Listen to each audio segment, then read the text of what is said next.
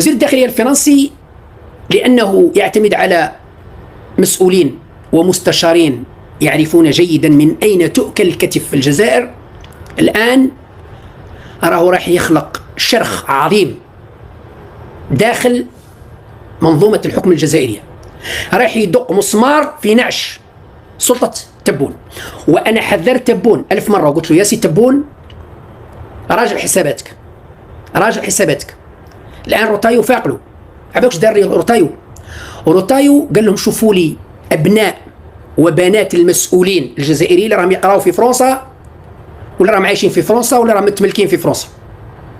هذه النقطة الأولى، وهذه راح تخلق أزمة عميقة وعميقة جدا ما بين تبون ومحيطه، لأنه أقرب المقربين إليه عائلتهم، أولادهم وبناتهم وأخواتاتهم وفاميلتهم عايشين في فرنسا.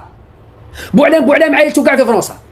السعيد كما سيدي السعيد عائلته كامل في فرنسا. عبد اللطيف بن القايم عائلته أخته وفاميلتها وأولادها وبناتها في فرنسا. وزيد قائمة طويلة. هذا روتايو راه مركز عليهم، كان شوفوا لي العائلة تاع بوعلام وراهم ما نجدوا لهمش ريزونس، اطرد للجزائر. يعني راح يخلق أزمة ما بين الرئيس تبون والمحيط تاعو.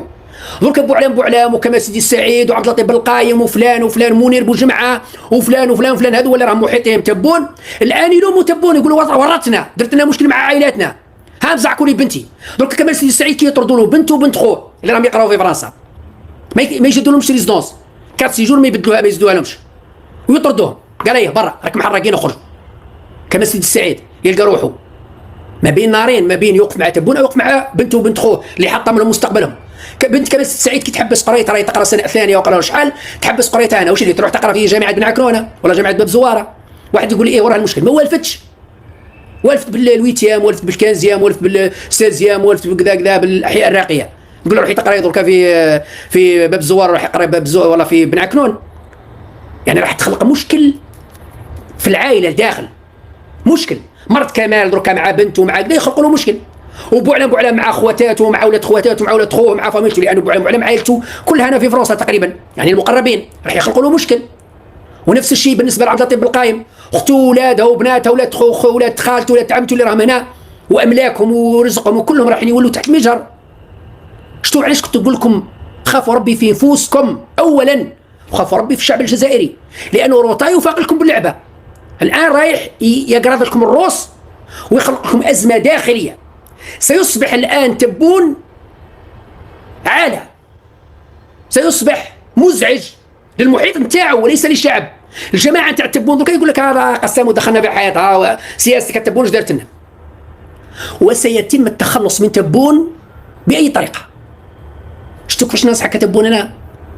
مو الشعب تاع باب الواد والحراش اللي راح يتخلص منك يا تبون، راح يتخلصوا منك جماعتك، لانك ضريت لهم مصالحهم. وروتايو فاق نضرب مصالح تبون ولاده وعائلته وخاوته واصحابه والمحيط تاعو والمستشارين تاعو والمساعدين تاعو، نضرب لهم مصالحهم، كسر لهم مصالحهم يدوروا عليه. وهذه هي الخطه اللي راح تنجح تاع روتايو. هذه رقم واحد. رقم اثنين هو تأليب الجزائريين المقيمين في فرنسا، لانه الان حسب المعلومات المتداوله الاعلاميه طبعا وليست سريه، ان قنصليه تولوز اصدرت آلاف الجوازات للحراقه باش يسووا وضعيتهم، واحد يتزوج واحد يخدم واحد كذا واحد كذا. روتايو يقول ما تستعرفوش بهم.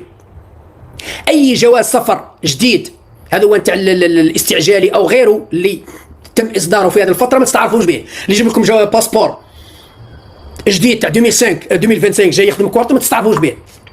حتى اوامر لرؤساء البلديات لي بريفي قال لهم ما تستعرفوش.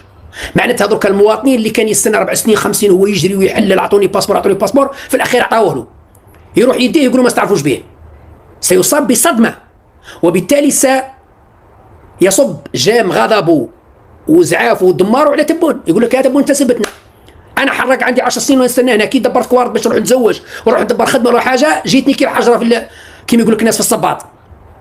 يعني تبون الان المشكل انه ما راح يربح لا مع اصحابه لا مع القاشي يتدمر منه لانه حطم لهم مستقبلهم، والمحيط نتاعو لانه قضى على مصالحهم في فرنسا. وتقريبا لا اقول الكل ولكن 70% من محيط الرئيس عنده مصالح في فرنسا. اللي ما عندوش ولاده عنده ولاد اخته ولاد خوه. لكن روتايو كي يشوف عائله سيدي السعيد. اي واحد عنده علاقه بعائله سيدي السعيد يقول لهم ديروه تحت المجرى.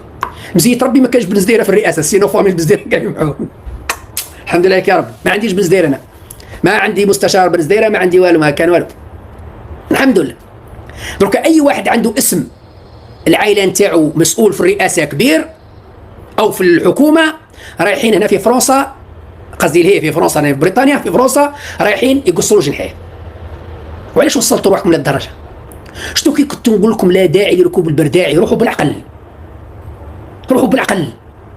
لانه المنطق يقول انه الانسان قبل ما يدخل معركه، قبل ما يقيس قبل ما تغيس، قبل ما تدخل معركه عليك ان تدرس ايجابياتها وسلبياتها. انا راح ندخل في تجاره او حرب او زواج او اي شيء، ندرس واش راح نربح واش راح نخسر، ما هي النقاط اللي راح نربحها، ما هي النقاط اللي راح نخسرها. اذا وجدت انه الخسائر اكثر من الارباح ما نديرش. المنطق يقول كي نلقى انه الخسائر اكثر من الارباح ما ندخلش. كاين بعض الحكماء يقول لك كي تلقى 49% خساره 51% ربح ما تدخلش، لازم تكون نسبه كبيره، 70% ربح 30% خساره، معليش. يا عباد ربي في العمليات الجراحيه، واحد كي يكون راح يدير عمليه جراحيه على القلب او على اي عضو من الاعضاء تاعو، طبيب يقولوا نسبه النجاح راهي، نسبه الخساره راهي 10%، وانا مانيش حاب 10% يدرسوها. اذا ما كانتش نسبه الفشل 1 أو 2%، الطبيب ما يريسكيش. الطبيب كي يجي يدير عمليه جراحيه لواحد، اذا قابل لي نسبه الفشل 30%، يتردد، يقول له ما نديركش العمليه، كمل عيش كما راك وخلاص، خير خلي تموت. الا اذا كان عمليه يعني مستعجله، واحد جايبينه كوما ولازم يقطعوا له يديه وذراعيه، ما يسالوا مولو او ميت تراك كوما راح تموت. اذا العمليه نجحت، اللهم بارك، ما نجحتش راك ميت.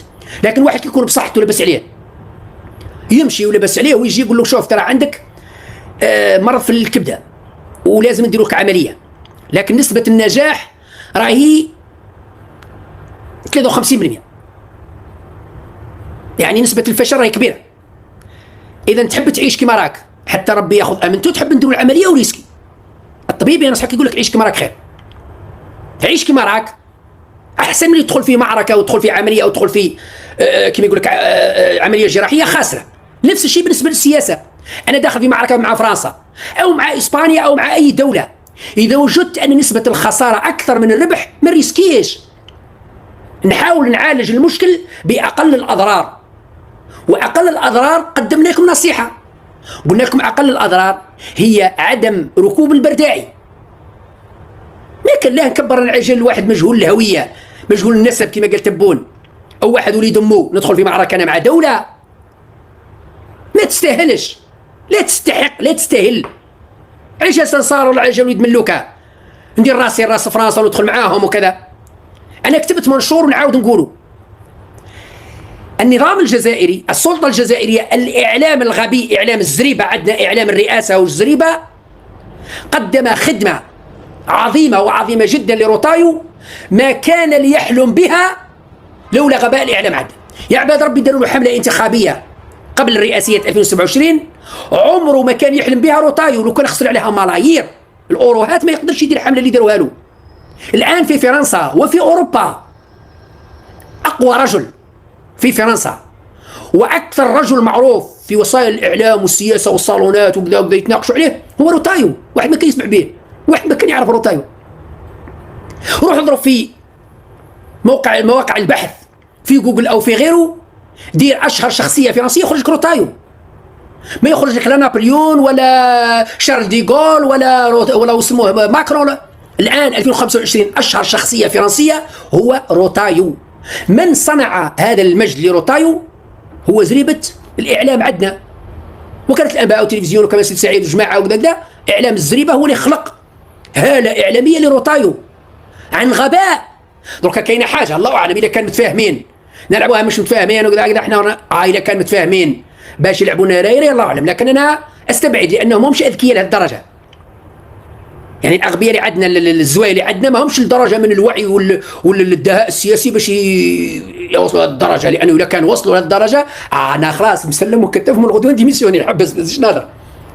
اذا كان بالفعل الشيء اللي راهو صاير بالاتفاق والتوافق مع روتايو راه متفاهمين، نقول لهم استعرض بكم هذا فيلم هندي ما صارش التاريخ، لكن انا استبعد لانهم اغبياء لا تصل لدرجه الفهامه والدهاء باش يديرون هذه المسرحيه، لا، عن غباء راهم يديروا في اشهار روتايو لم يكن يحلم به طول حياته. والرئيس القادم في فرنسا روتايو، انتهى خلاص. الرئيس القادم روتايو، او روتايو هو من يعين الرئيس. كي نقول هو من سيتحالف مع شخصيه اكثر قبول ويولي هو الرئيس، ويصبح روتايو هو رئيس الوزراء. اذا الى ربي يطول في الاعمار، اذا ربي يطول في الاعمار وشدوها عندكم التاريخ، روتايو اما رئيس جمهوريه او رئيس حكومه. رئيس جمهوريه او رئيس حكومه. اوكي؟ أكتفي بهذا القدر على أمل اللقاء معكم في موعد قادم بإذن الله. قد يكون سهرة الجمعة لأنه ممكن الخميس غدوة نغيب، نتقابلوا يوم الجمعة بإذن الله. ألقاكم بخير، السلام عليكم ورحمة الله تعالى وبركاته.